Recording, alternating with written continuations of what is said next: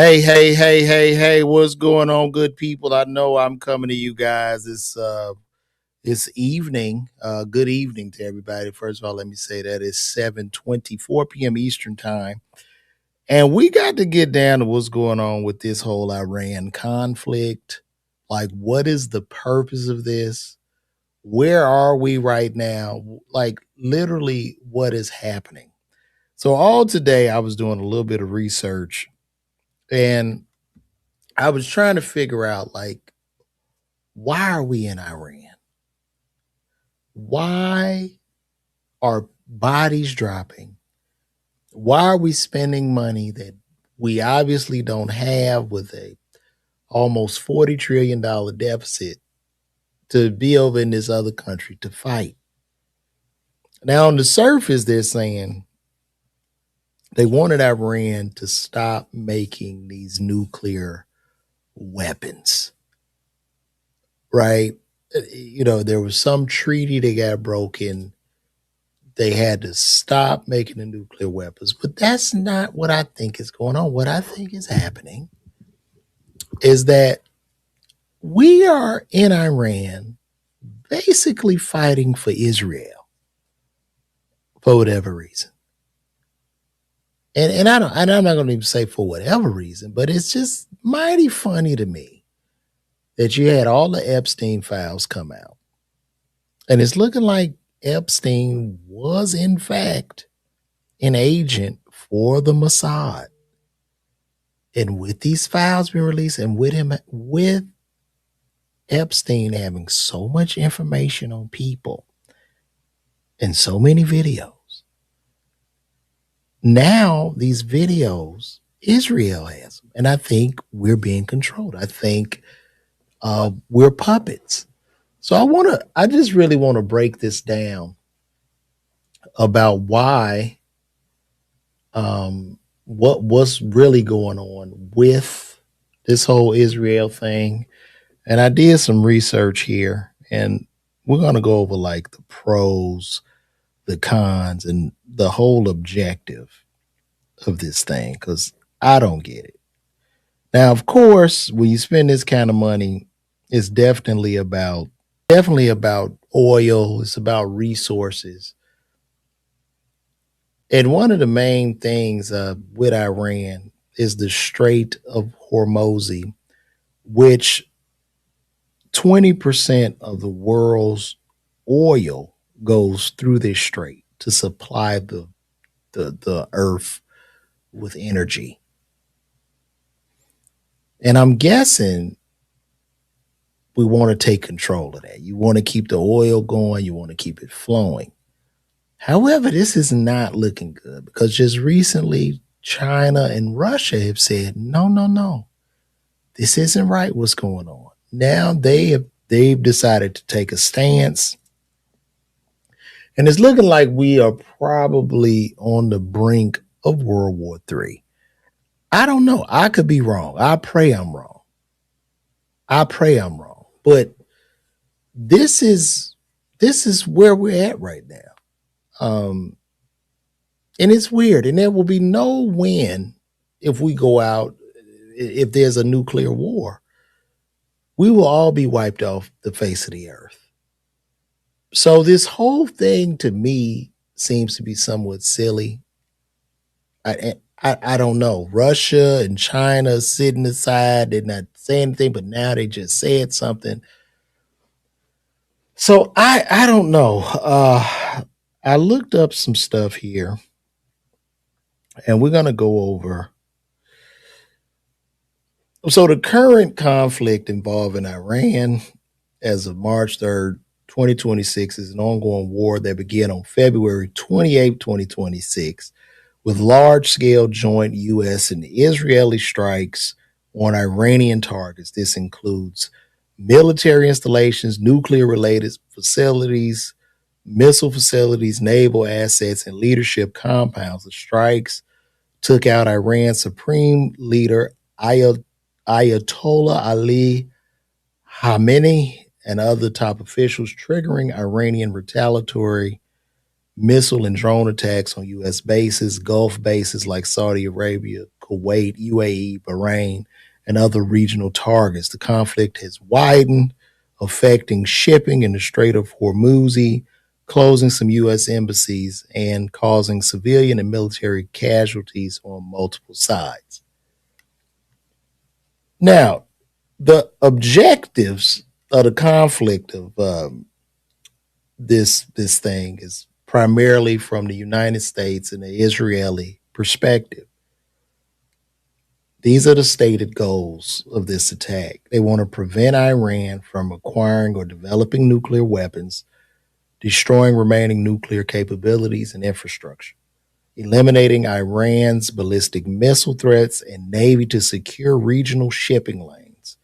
So they blew up all of Iran's ships, degrading Iran's support for proxy groups like Hezbollah, Houthis, and others, and its overall military power, advancing broader U.S. national interests, including regime change, or forcing a major shift in Iran's government. Trump has referenced this, though some officials emphasize it's not full nation building.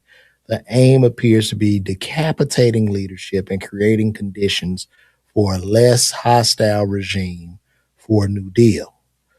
And Iran views it as an unprovoked act of war and aggression, retaliating to defend sovereignty and disrupt opponents.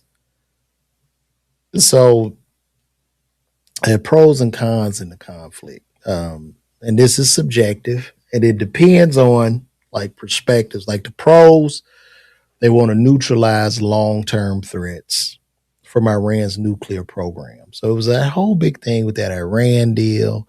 I don't know if y'all remember that with Obama and the whole Iran deal to get them. And it looked like they had kind of ceased making nuclear weapons.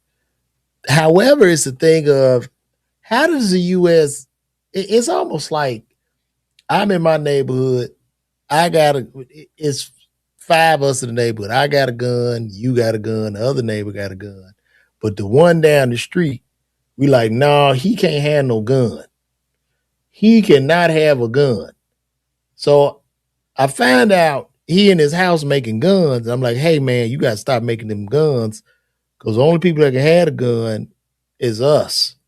So I kick his door in and we begin to fight. However, I live way far from him, but my neighbor who lives next door to him told me to go over there and fight him, which I believe, Israel has a lot to do with this. And then y'all can chime in too. I just wanted to do this. I guess I'm a newsman today, but this is very, very weird, and I don't know where it's going. So the pros of this mission, if it's carried out, it could neutralize. They're saying it could neutralize long-term threats from Iran's nuclear program and missiles. Weaken Iran's proxy network, reducing terrorism and instability in places like Lebanon, Yemen, Iraq, and Gaza. None of these places I've been to, and as American, I don't know what this has to do with me. How does this hurt me? As Americans, we are protected by these Pacific and Atlantic Ocean. What does this have to do with us? When the last time you heard of a person taking a trip to Gaza? But anyway, might create an opening for regime change or more moderate government in Iran benefiting regional stability and human rights. Secures key oil routes like the Strait of Hormuz. And that pretty much, I guess, securing that route or maybe the U.S. and Israel will own that route and we can make some money from it. This is just, I just don't understand, Now, the cons of this, we're looking at massive civilian casualties in Iran, reports of hundreds of thousands dead, and regional escalation, attacks on Gulf states, potential wider war involving Hezbollah or others, severe economic fallout, oil prices spiking, global markets slumping, disrupted shipping and higher energy costs worldwide, risk of prolonged insurgency, chaos in Iran post-leadership vacuum, or a worse hardline successor, heightened terrorism risk, Iran's proxies, or asymmetric attacks on U.S. interests globally. strains, alliances, humanitarian crisis, and potential for miscalculation leading to even larger conflict. Whew. I don't know. I just pray for us because it really seems like we in trouble. And a lot of the economists and forecasters saying that this might be a fight we won't win. It's like and even though we've wiped out a lot of their communications, it's been swift. We have lost some bodies. However, they're saying now that they didn't know that Iran would attack so swiftly. So let's look at some stuff. I'll pull some stuff up real quick. We could take a look at this.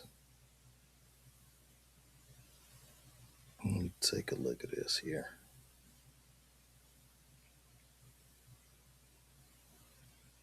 Let me see what they got to say.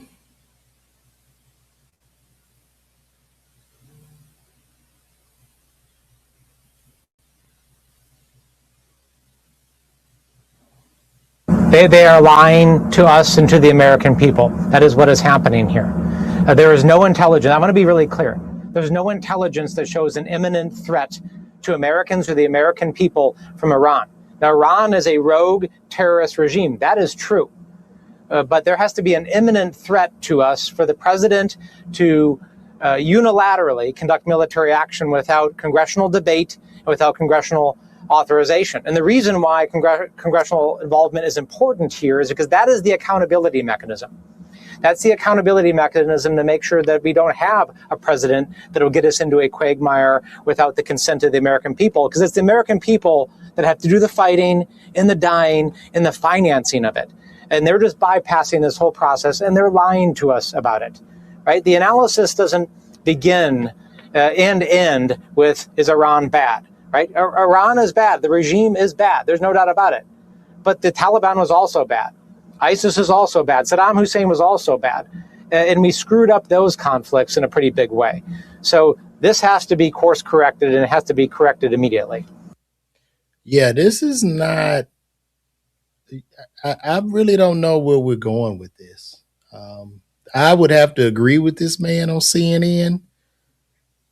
What is happening? What is happening? It's a total breakdown. We're just going in, shooting the guns, taking people out. I really don't get it. I don't get it. And I have some more that I want to look at too. Now, this is ruthless. That's why we needed to get involved. I guess they're kind of lying or something about why we're even over there. Yesterday, you told us that Israel was going to strike Iran, and that's why we needed to get involved. Today, the president said that Iran was going to get. Yeah, your statement is false. So that's not what I was asked very specifically. Were you there yesterday? Yes, I asked a question. No, were you the one that? Because somebody asked me a question yesterday. Did we go in because of Israel? And I said, you were asking me that. You for that follow up, and I said no. I told you this had to happen anyway. The president made a decision, and the decision he made was that Iran was not going to be allowed to hide behind its ballistic missile program. That Iran was not going to be allowed to hide behind its ability to conduct these attacks. That decision had been made. The president systematically made a decision to systematically destroy this terroristic capability that they had, and we carried that out. I was very clear in that answer. This was a question of timing, of why this had to happen as a joint operation, not the question of the intent. Once the president made a decision that negotiations were not going to work, that they were playing us on the negotiations, and that this was a threat that was untenable, the decision was made to strike them. That's what I said yesterday, and you guys need to play it. And if you're going to play these statements, you need to play the whole statement, not clip it to reach a narrative that you want to do, all right? It's like they all like, I don't even know, what did Iran do?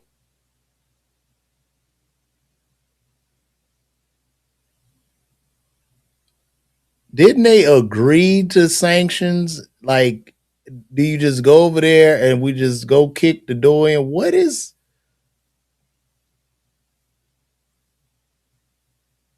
Let's see what Tucker Carlson has to say. I think Tucker Carlson, he's seems to be a trusted source. Let's see what he has to say, y'all.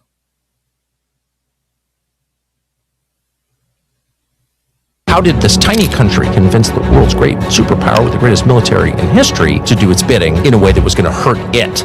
The most obvious answer is because Bibi told the president of the United States, you can join me or not, but I'm going. And at that point, you really only have two choices: get on board or tell Israel no. And if they did it, that would not protect us, because there are hundreds of thousands of Americans in the Middle East, and they're also the world's most important energy infrastructure. Now, of course, there's a third theoretical option. You say no, and if you do it, we're going to cut off aid. But that was not even on the table. The last president to do that was John F. Kennedy in 1962, when he got in a dispute with the founding prime minister of Israel, David Ben-Gurion, over Israel's nuclear program at Dimona. And President Kennedy said, no, can't keep testing, and I'm demanding inspections. And of course, he was not able to make good on those promises because he was killed. The truth is, and this is hard to say as a proud American, but the United States didn't make the decision here. Benjamin Netanyahu did.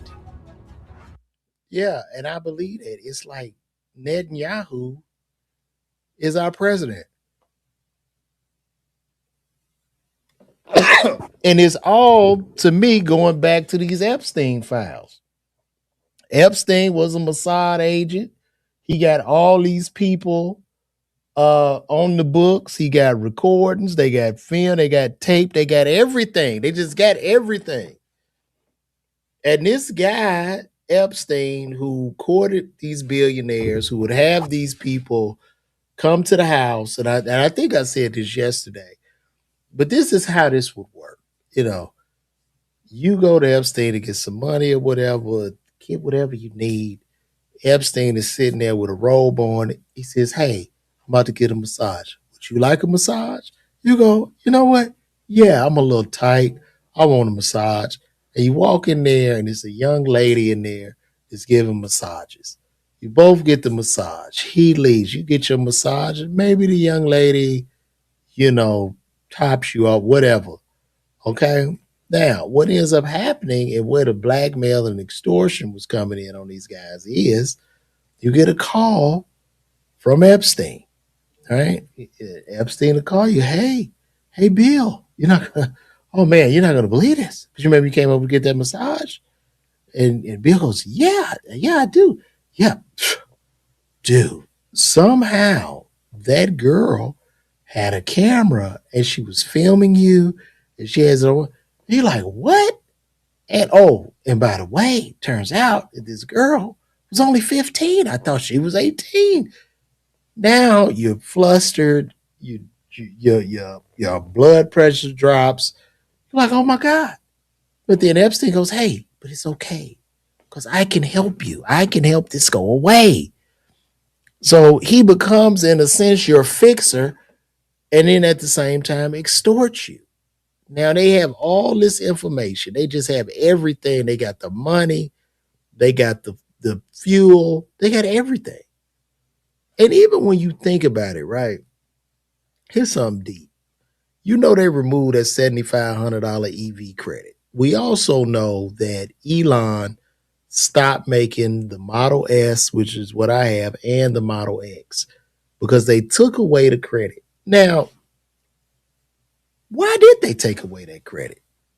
Why are we trying to push back the hands of time for us to still be driving gas cars? Because if you drive an EV, you just know that EVs are far more efficient and they're just better. The newer EV, I got an old model Tesla, but these newer EVs are great. They're terrific cars. You don't have to go get an oil change. You don't have to go get gas and fuel. Right? Now, if Israel controls the fuel, he got on the phone call. Hey, you need to get rid of this EV credit. What is this? Why is America going to EVs? We need somebody to sell this oil and gas to. So you cut that. You remove the incentives for EVs. And it doesn't matter, because more and more people are going to drive EVs. They're just a smarter car. They're just smarter. They're smarter. You don't have transmission fluid and all that stupid shit you got to flush. It's a simple car, like having a go-kart, but it's just smart. It got all the computers in it. It can drive you.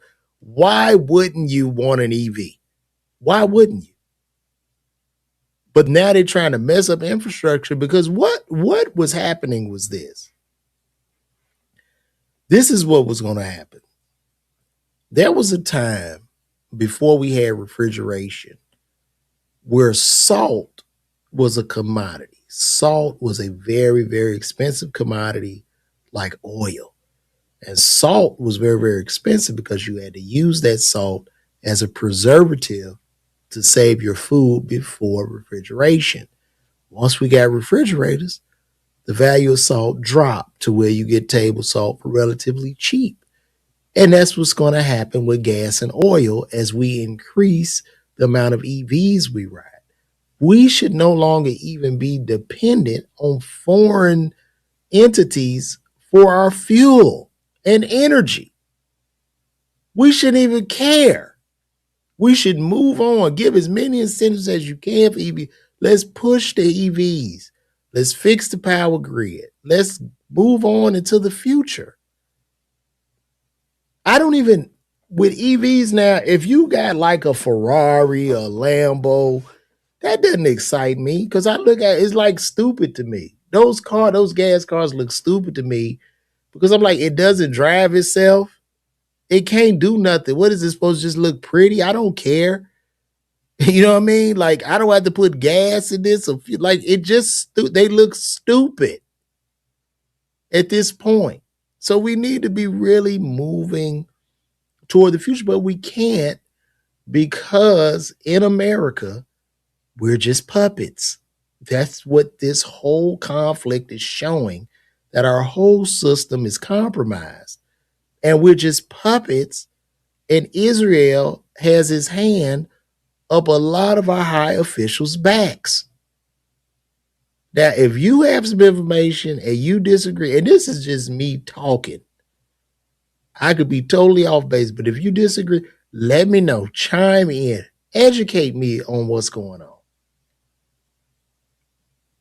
Because I don't understand. We were doing good, economy, not doing the best. But now you're trying to, I don't know, hit a reset button or something. It's very, very strange. And also, too, the scary part is that China has just said no. China and Russia have joined in, and they like, no, we're not playing this shit. Like, that China and Russia are like, no. Y'all cannot keep doing this. And let me find that. Let me see.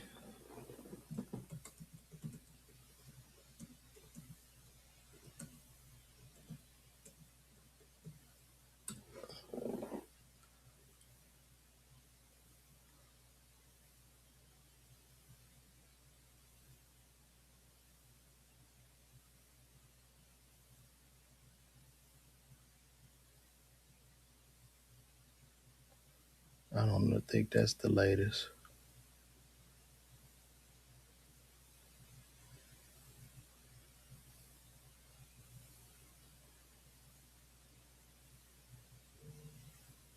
Maybe there was misinformation.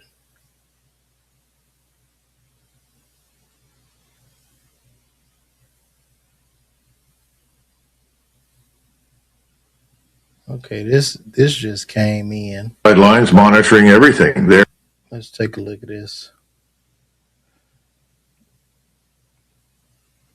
Yeah, and the economy is tanking and shit.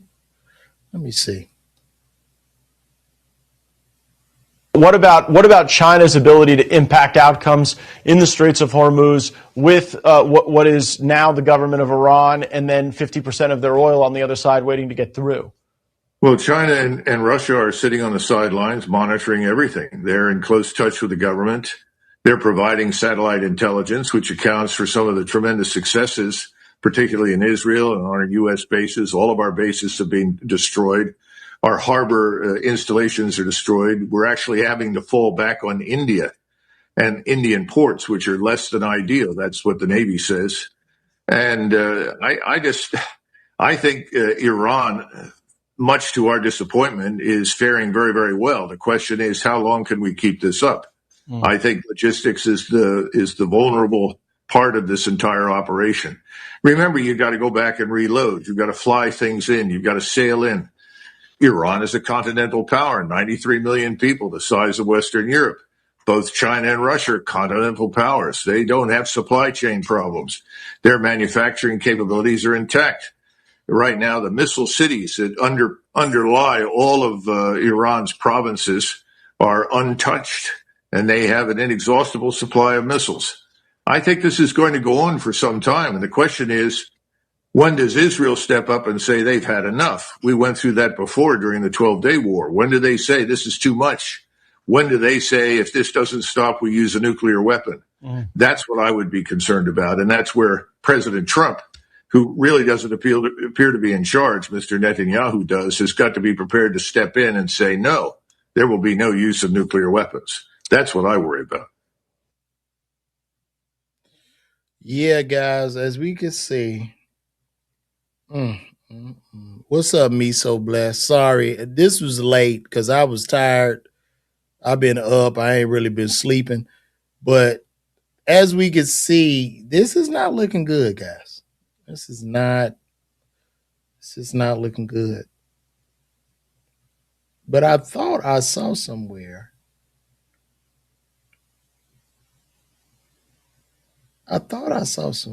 Where Russia and China were trying to get involved.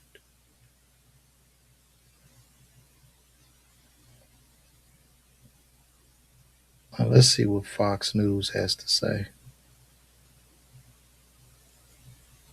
Oh, too, guys, and don't forget, I'm going to be live in New York. The City Winery in New York. Get those tickets right here.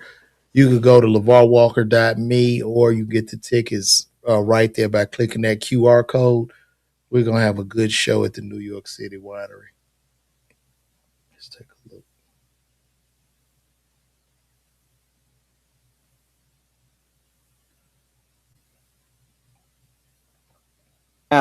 They constantly interrupt the free flow of oil through the Strait. It jacks up prices. It jacks up premiums. It boosts inflation. And China buys all the cheap sanctioned oil. That's not going to happen anymore because what we've done here is now with Venezuela and Iran, we've basically tipped over two petro dictatorships, both proxies of Russia and Iran. It weakens both of those countries. And we now control almost the entire world oil market. And we've kicked out Russia and China from the Middle East, an oil-rich region right in the middle of the world trade from Asia to Europe. That's where all the goods and energy flows. So if this is a successful mission, this is what you call checkmate. And it's interesting that you All right, I guess that's the first time I heard it like that. So what do you guys think? What do you guys think is going to happen with this? Where do we go? I mean, women are stuck in Dubai. They over there, they done got their money and slept with the animals or got shitted on or whatever they do over there. But now they're stuck. We got Jennifer Davis. Shout out Jennifer Davis. Jennifer, what are your gas prices out there in D.C. right now? Could you let us know, please? Because I think in the U.S. right now, we're on some imperialism like we have never seen before.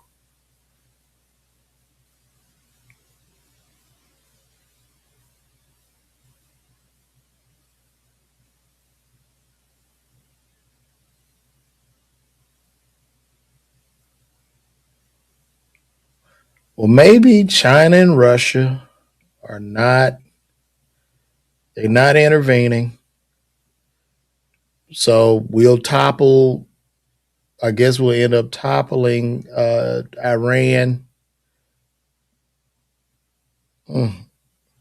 So right now in DC, gas is $3.99 for mid-grade. $4.09 for premium. I don't want to know what it is in California. What is it in California? Europe has gone up 50% in Europe today.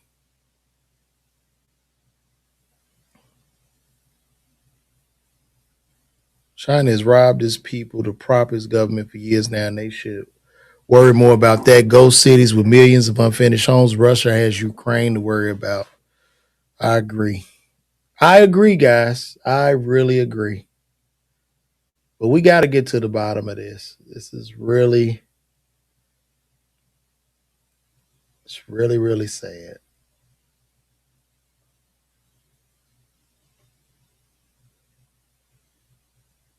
And people are dying. That's the worst part. People, they're sending just regular citizens in America over there to die. So,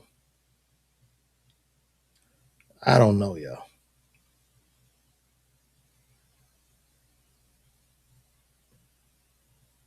I'm keeping us up to date.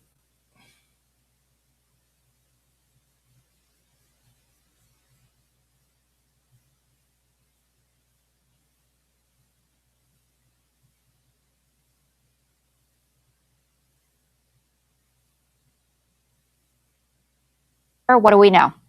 Well, Jessica. Let me take a look here.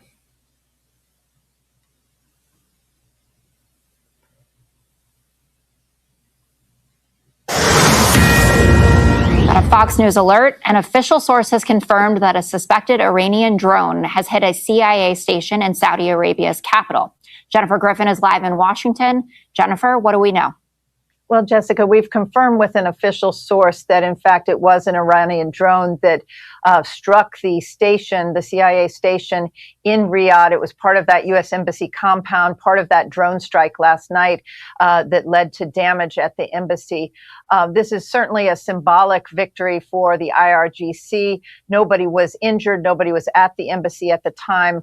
The Washington Post was the first to report on the incident, and that it was, in fact, the CIA station that was targeted and hit.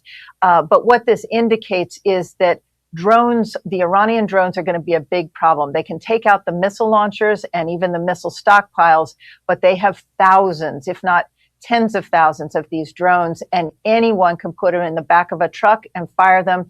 These are really the new suicide bombs of the next phase in the Middle East.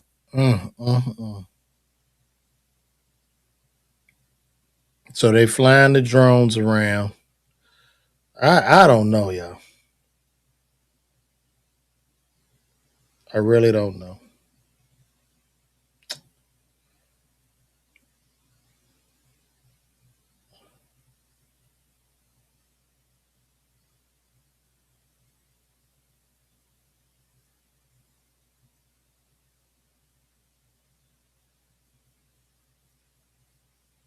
Against an enemy that wanted to. Now, this is Netanyahu, our current leader, talking. I said, Mike, that we are fighting today the battle that the Maccabees fought. They fought for the survival of the Jewish people and the Jewish faith against an enemy that wanted to extinguish us, wipe us out from the face of the earth. We were fighting our battle, but we were also fighting the battle of civilization, because our civilization is based on the Judeo-Christian tradition. And if the Maccabees had failed, there'd be no Judaism, there would be no Judeo-Christian civilization, there would be no Maccabees, there would be no United States, there wouldn't be the civilization of freedom, the respect for our common traditions, our common values. All of that would not happen if it weren't for those 5 brave brothers. They actually made the whole difference. So that spirit animates these brave soldiers that are here today and their comrades who are fighting in Gaza or in Lebanon or in Iran, wherever is necessary to not only preserve the Jewish nation and the Jewish state, but preserve civilization against the barbarians. The barbarians are out there. They did a horrible thing to us on October 7th. They'll never do it again. But they're doing it against Jews in Sydney and Jews elsewhere in America and elsewhere. This is our common battle against the barbarians. We have won it here. We're winning it here. We'll win it everywhere. חג שמח, חג חנוכה שמח לכולכם. תודה רבה לכם. תודה רבה.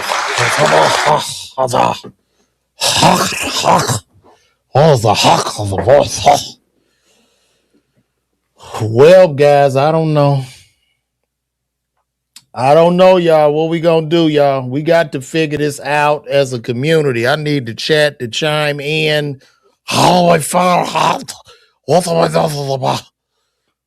What do we do, y'all?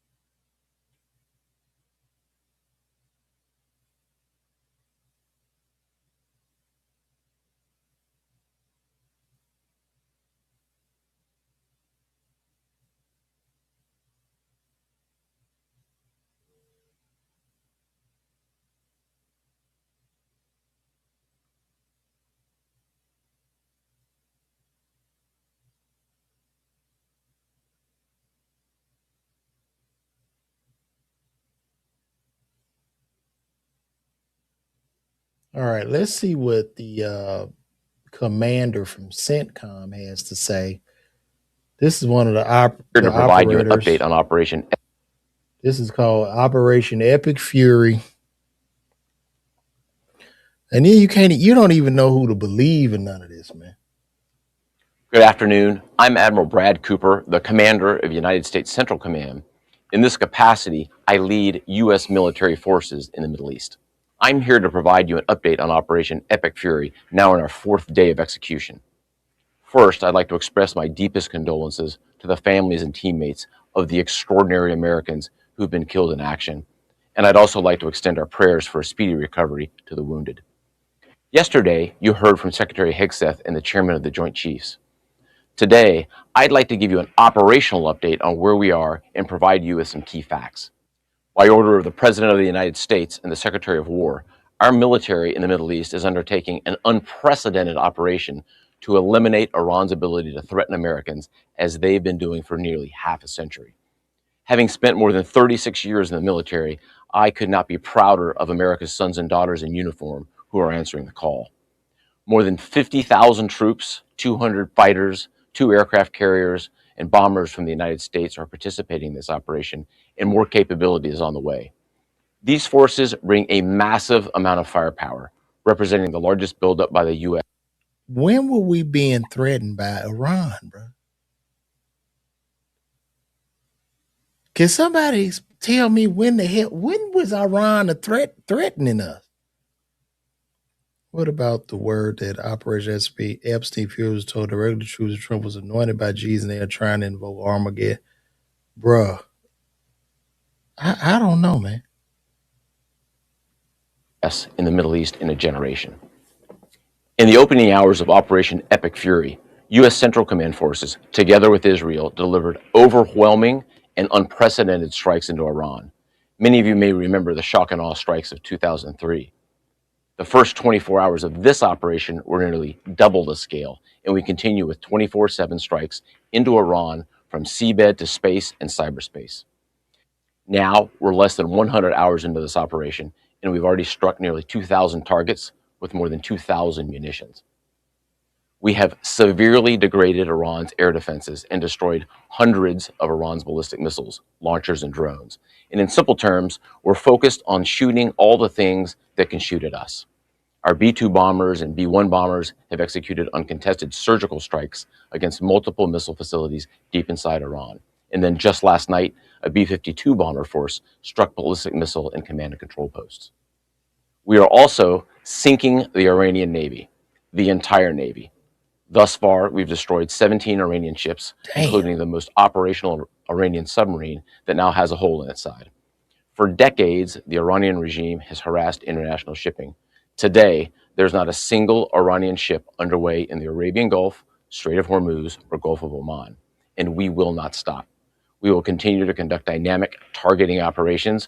We're hunting Iran's last remaining mobile ballistic missile launchers to eliminate what I would characterize as their lingering launch capability. Now, in retaliation, the Iranian regime has launched over 500 ballistic missiles and over 2,000 drones.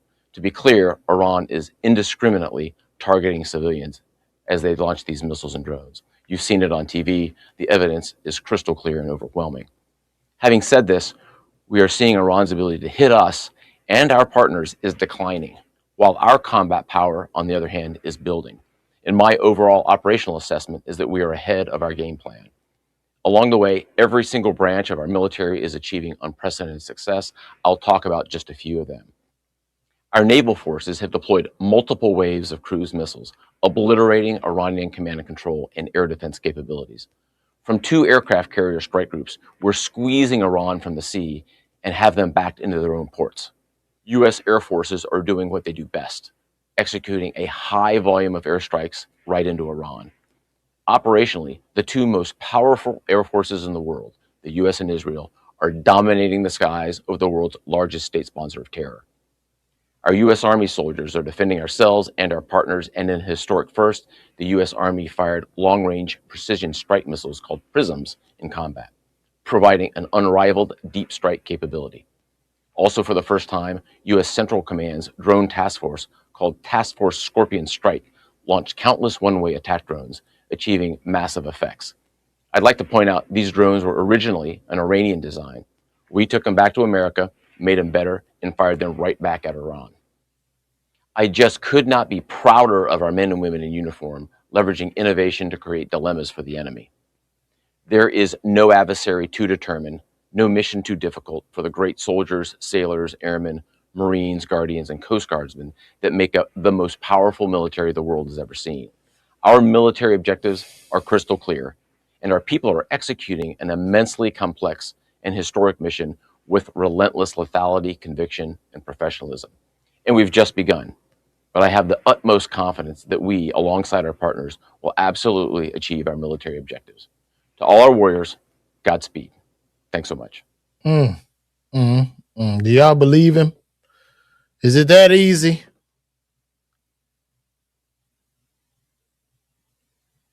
It ain't no way.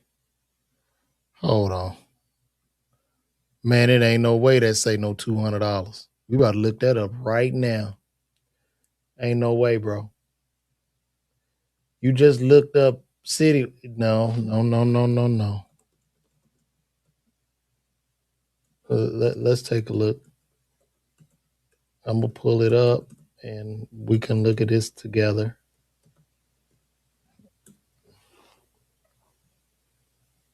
Let me show y'all something. Now you see here, you probably looked at this one. City Winery. No, that's it. City Winery, LeVar Walker. You buy the tickets right here, bro. Let me see.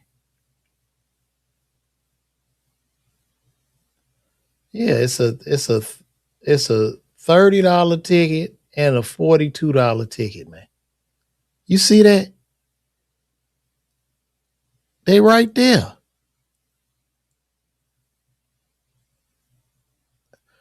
Y'all pull up on me, man.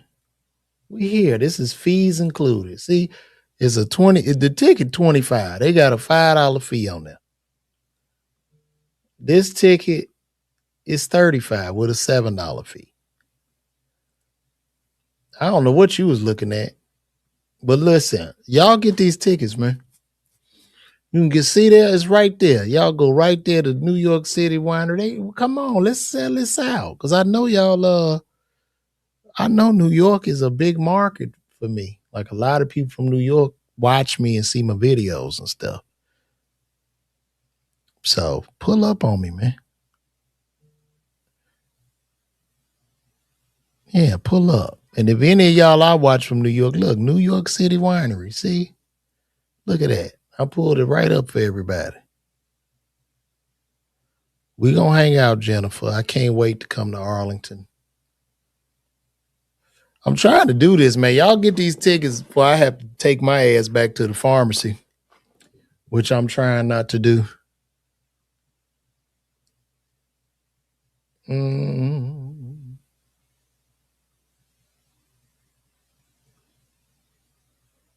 Let me see.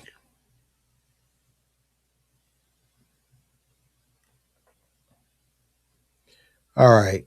We done talked about this long enough. I don't know what else to say about it.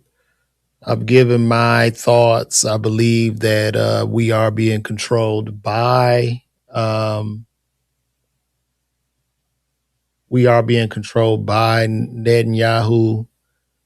You know, hopefully everything will work out. We don't go into a full world scale World War III, and maybe gas prices come down. I don't know. All I want to do is just figure this out for you guys. This is something that came across my desk recently. I don't know if y'all know this, but the Atlanta Hawks have decided to do a game, and the game is Magic City Monday. So this is an NBA game, and they want to give a tribute to the very popular strip club in Atlanta at an NBA game. And one of the NBA players had something to say. And I just want to see if y'all agree with what he has to say before I speak on this.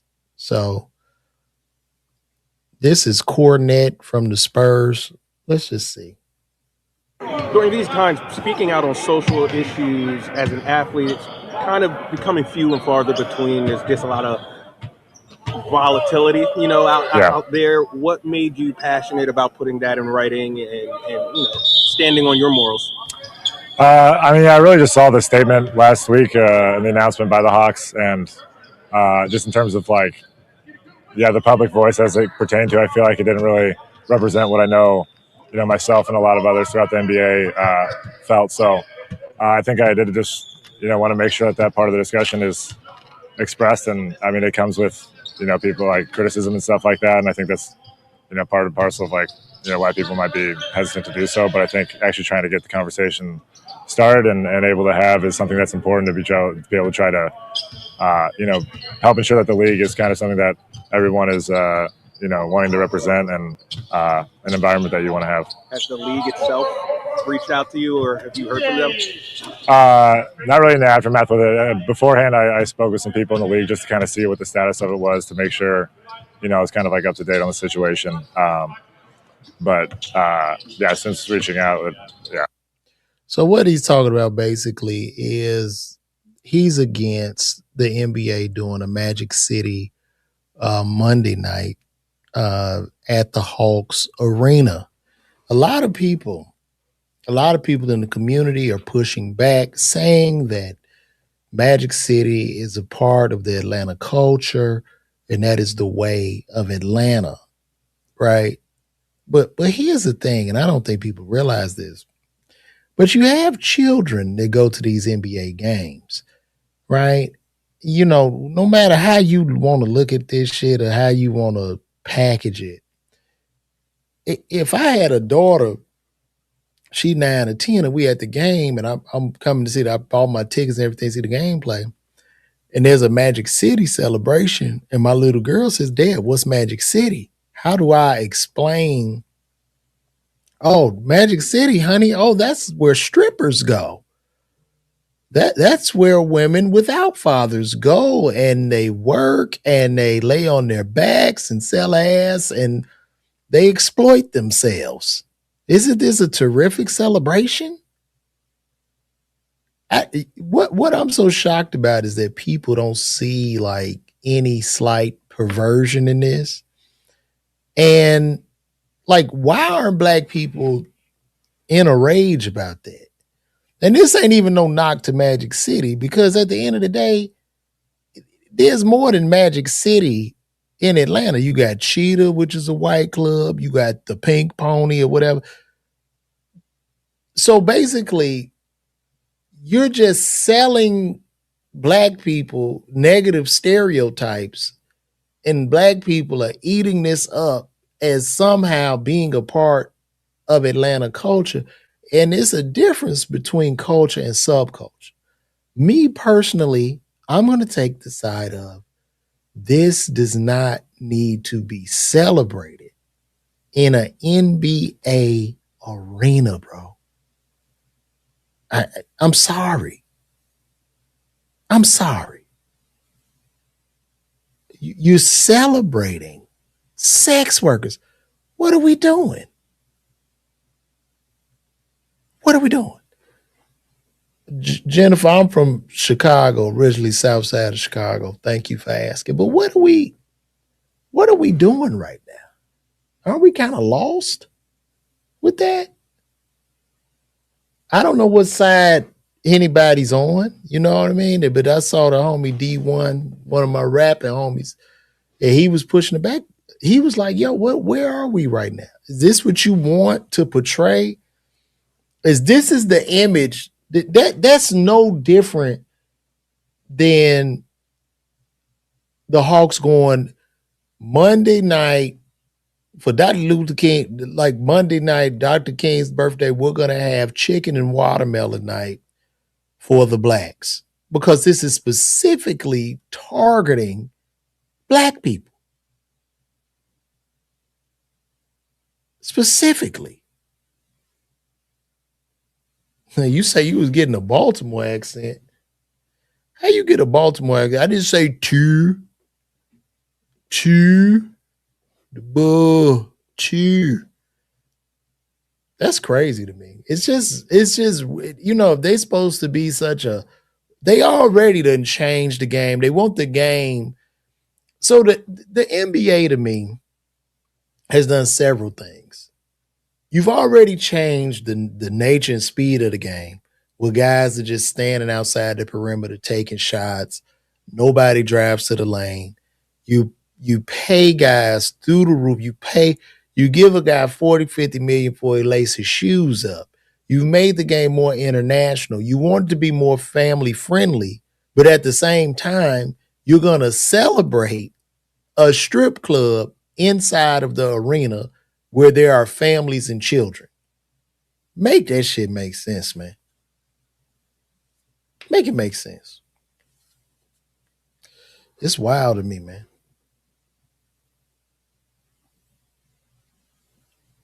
That's wild.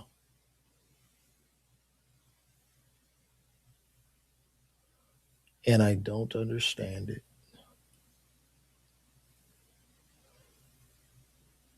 And you know what? I want to get back on this Iran conflict, but we don't even know who to believe in this. That's the crazy part. I don't know who to believe. And it was launched with. Now this is I don't know her name, but this is another politician talking about this.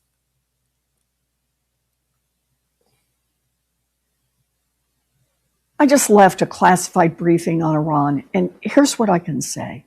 It is so much worse than you thought. You are right to be worried. Trump administration has no plan in Iran.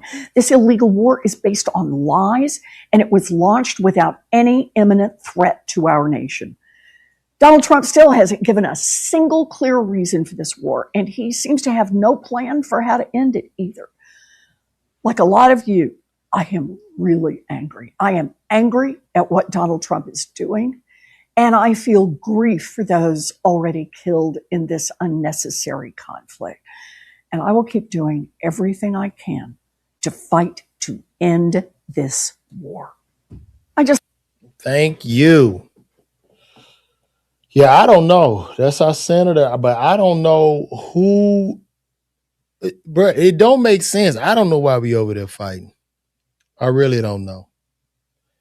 It's wild to me. And they just wasting money.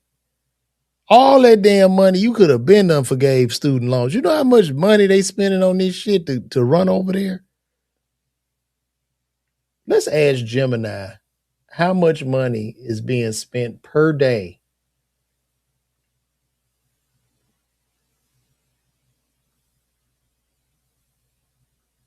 Let's ask Gemini.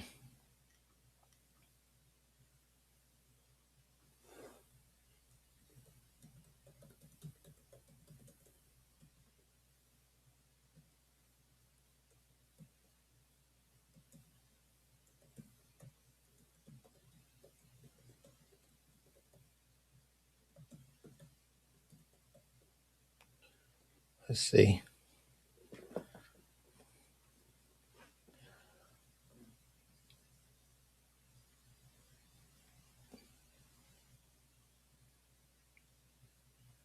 Look at this. You say HMH HUD. Well, they done forgave a lot of people's loans. So you gonna forgive some and not forget others? They done forgave some of them. So the U.S. military is currently spending an estimated $59.39 million to $60 million a day on sustained operations related to the conflict with Iran known as Operation Epic Fury. However, this figure represents standard daily operational costs. The actual burn rate during active strikes is significantly higher. U.S. spent in the first 24 hours, they spent an estimated $779 million during the opening day of the offensive. The peak was driven by the massive use of munitions, including roughly 200 Tomahawk missiles, totaling $340 million in high-maintenance sorties from B-2 stealth bombers and F-35 fighters. Oh, my gosh. So that means you need to buy stock in Northrop Grumman. Buy you some stock in Northrop Grumman stock must be through the roof right now because they make all this shit. Let's see that stock price. Northrop Grumman stock. They down just $8. Did we see a spike?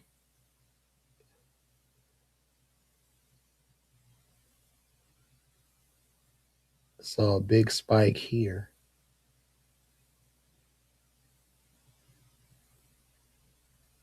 Oh yeah, it did. That thing did jump up. See year to date. Look at that.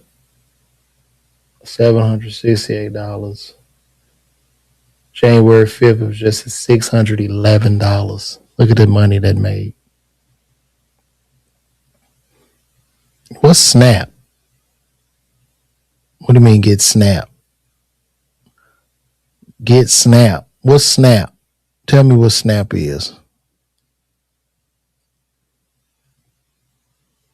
I do have hope in our generation and others coming into power in the boom start. We still have the squad, Gavin Newsom, but we have to have November later. We lose it all. Not hyperbole. Whole wheel. The point I'm making is they already spent almost $1 trillion in Iran, but we got poor people being told what they can buy. Yeah, man. That's true. That's true. They don't want you. You can't even. I don't think that you can get a juice or something on food stamps. It says no juice. You don't get juice. If you're on stamps, you don't get juice. You must go to work 40 hours a week if you want stamps. If you want to eat, I don't care if they're not hiring.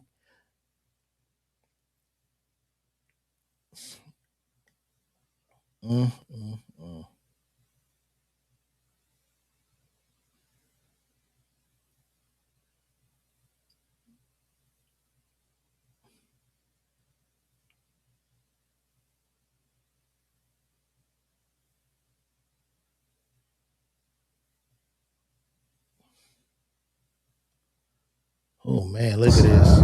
You guys put in the work. Matthew Knowles got mad because they asked about Tina Knowles as Beyonce was concerned. Let's see. Flowers. I've said the same thing to Tina Knowles. You guys put in the work, and obviously the talent was there with your kids and your grandkids. What work did she put in? In the hair. Okay, clothing, yeah, you're absolutely right. And the styling. The styling. The imaging, you're right. She claimed to have preyed on the name and different aspects of that. Sure. Sure. So, yeah. It's a joint effort. We'll stop now.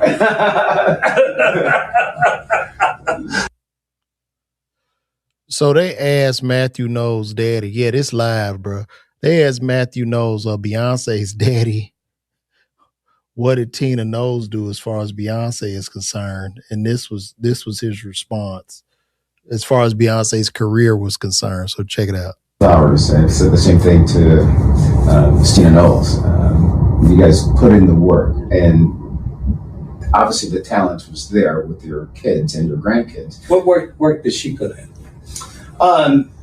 In the hair. Okay, clothing, you're absolutely right. And the styling. The styling. The imaging, you're right. She claimed to have preyed on the name, and different aspects of that. Sure. Sure. So, yeah. It's a joint effort. He just asked, what work did Tina put in as far as Beyonce, the success of Beyonce's career is concerned?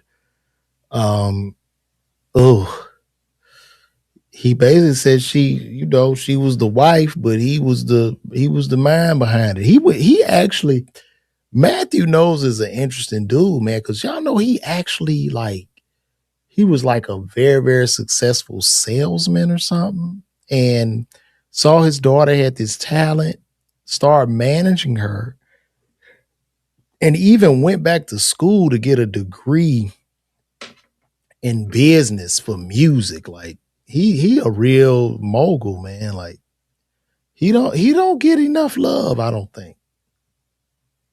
He don't get enough love. Thank you. Thank you. Flowers. I've said the same thing to Tina Knowles. You guys put in the work. I didn't tell no lie though.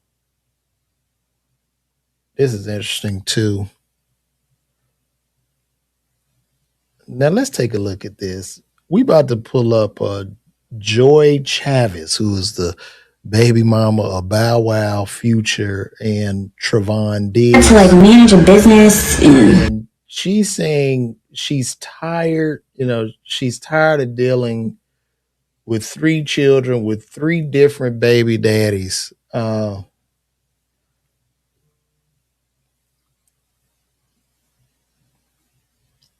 She says she's tired.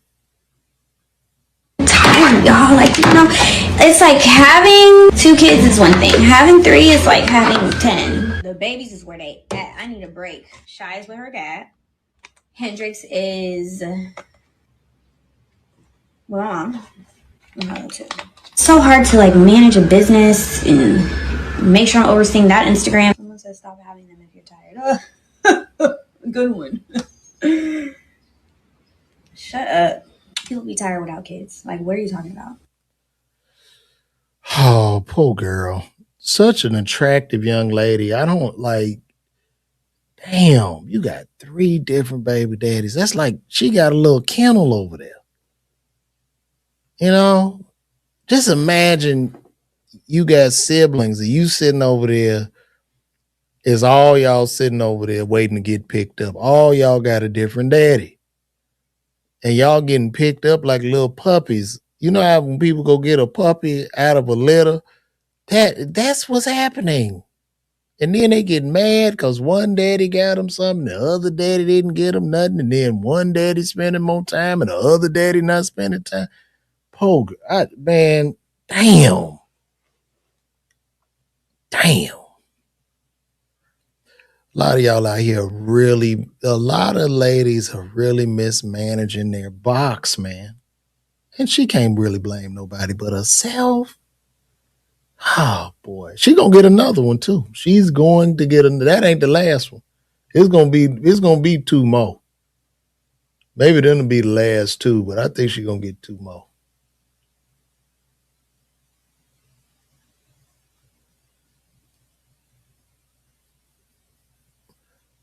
Well, guys, I think I'm going to wrap this up. Look, get them tickets, though, man. Let's go.